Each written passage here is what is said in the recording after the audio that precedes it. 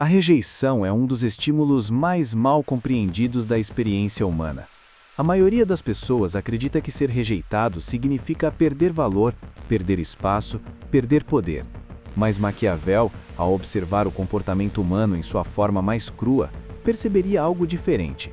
Ele entenderia que a rejeição não é apenas uma resposta emocional, mas um mecanismo psicológico profundo, capaz de ativar desejo, obsessão e dependência quando usada de forma indireta, silenciosa e estratégica.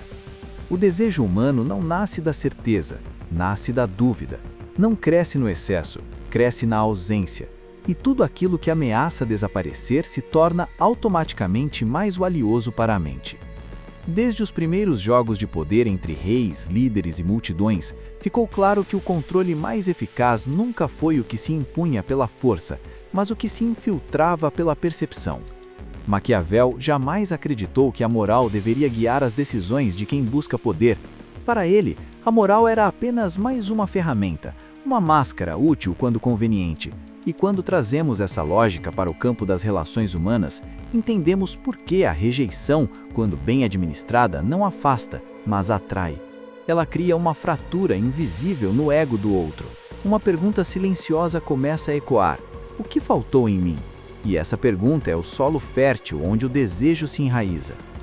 O ser humano não deseja apenas o que lhe agrada, deseja aquilo que valida sua própria importância. Quando alguém demonstra disponibilidade total, previsibilidade constante e entrega irrestrita, o cérebro entra em estado de conforto. E conforto não gera desejo, gera acomodação. O desejo precisa de tensão, precisa de contraste, precisa da sensação de que algo pode ser perdido. É por isso que a rejeição definitiva mata o interesse, mas a rejeição ambígua o amplifica. Não é o não absoluto que ativa o desejo, é o talvez. É o afastamento sem explicação, é a mudança de comportamento que quebra o padrão esperado. Maquiavel diria que o poder verdadeiro está em fazer o outro agir acreditando que age por vontade própria. A rejeição estratégica funciona exatamente assim. Ela não empurra, não confronta, não humilha, ela apenas se retira. E ao se retirar, cria um vazio.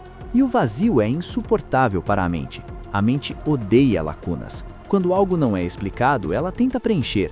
Quando algo não é concluído, ela insiste. E nesse esforço interno, o desejo cresce. Não porque o outro seja extraordinário, mas porque a mente precisa resolver a tensão que foi criada. Observe como isso funciona na prática cotidiana.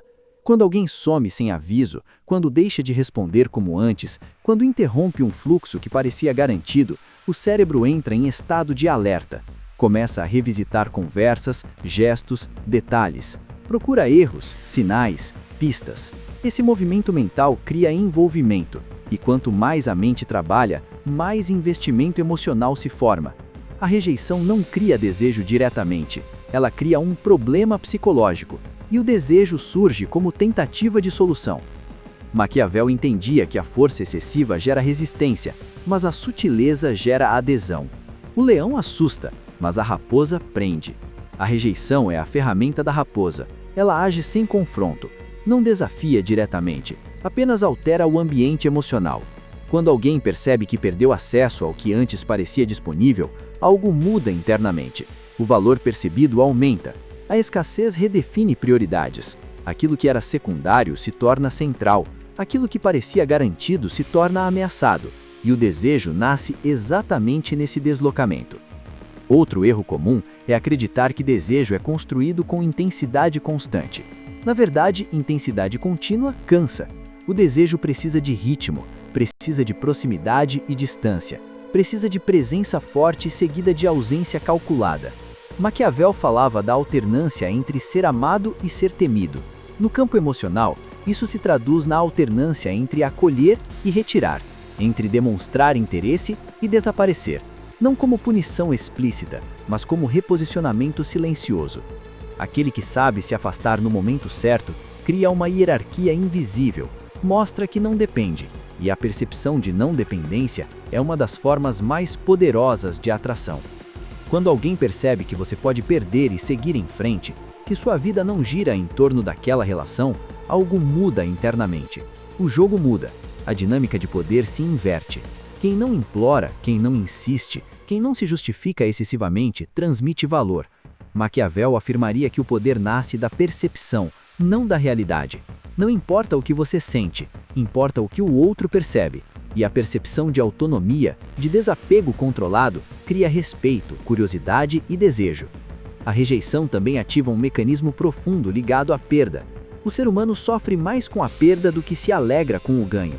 Quando algo é retirado, a mente entra em modo de recuperação. Quer restaurar o estado anterior, quer voltar ao que era. E isso gera esforço emocional. A pessoa não busca mais o outro por prazer, mas para aliviar a sensação de perda. Nesse ponto, o desejo já não é leve, é compulsivo. Maquiavel sabia que a necessidade é o grilhão mais forte. Quem precisa não questiona, quem precisa se submete, quem precisa aceita condições que antes não aceitaria. Existe ainda o fator do mistério. A rejeição impede o encerramento da narrativa. Quando tudo é dito, quando tudo é esclarecido, a história termina. Mas quando há silêncio, ambiguidade e ausência de respostas, a mente continua escrevendo a história sozinha. Cada silêncio se torna uma interpretação. Cada afastamento gera hipóteses, e quanto mais hipóteses, mais envolvimento. A curiosidade é uma prisão poderosa, e Maquiavel sabia que a curiosidade mantém as pessoas em movimento constante, sempre acreditando que estão prestes a descobrir algo, quando na verdade estão apenas sendo conduzidas. O príncipe mantinha o povo entre a esperança e o medo, nunca totalmente satisfeito, nunca totalmente oprimido. O estrategista emocional faz o mesmo, não entrega tudo, mas também não corta completamente. Ele administra expectativas, oferece fragmentos, retira em momentos estratégicos, cria instabilidade emocional. E a instabilidade gera apego. Quanto mais imprevisível, mais difícil de abandonar. A previsibilidade traz conforto, mas também tédio. O mistério traz desconforto, mas prende. A rejeição também funciona como um espelho de valor. Quando alguém se afasta sem desespero, sem drama, sem explicações excessivas, comunica algo poderoso. Eu tenho opções, eu não dependo. Essa mensagem não precisa ser dita, ela é sentida. E o que é sentido é mais forte do que o que é dito. Maquiavel afirmaria que símbolos são mais eficazes do que palavras.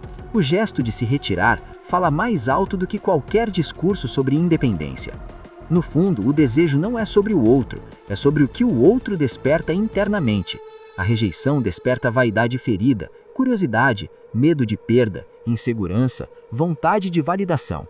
E tudo isso alimenta o desejo. Não é amor puro, é amor misturado com incerteza. E essa mistura é altamente aditiva. Por isso, quem domina o ritmo entre dar e negar, controla o fluxo emocional. Quem sabe quando se ausentar, governa sem ser visto. Quem cria a ausência, cria movimento. Maquiavel não romantizaria isso. Ele não falaria de sentimentos, falaria de estratégia. Diria que não se trata de ser cruel, mas de não se tornar previsível. O desejo morre na certeza e renasce na dúvida. A rejeição, quando usada com inteligência, não destrói pontes, cria caminhos tortuosos que levam de volta ao mesmo ponto. Não encerra histórias, inicia ciclos. No teatro invisível das relações humanas, aquele que domina a arte da retirada silenciosa não corre atrás, não implora, não se justifica excessivamente. Ele cria um espaço onde o outro vem por conta própria, acreditando que escolheu, quando na verdade apenas respondeu ao vazio cuidadosamente construído. E é exatamente isso que Maquiavel explicaria se estivesse observando os jogos emocionais do mundo moderno. O poder mais duradouro não é o que se impõe, é o que se aceita voluntariamente. A rejeição não é o fim do desejo. Em muitos casos, é o seu gatilho mais poderoso.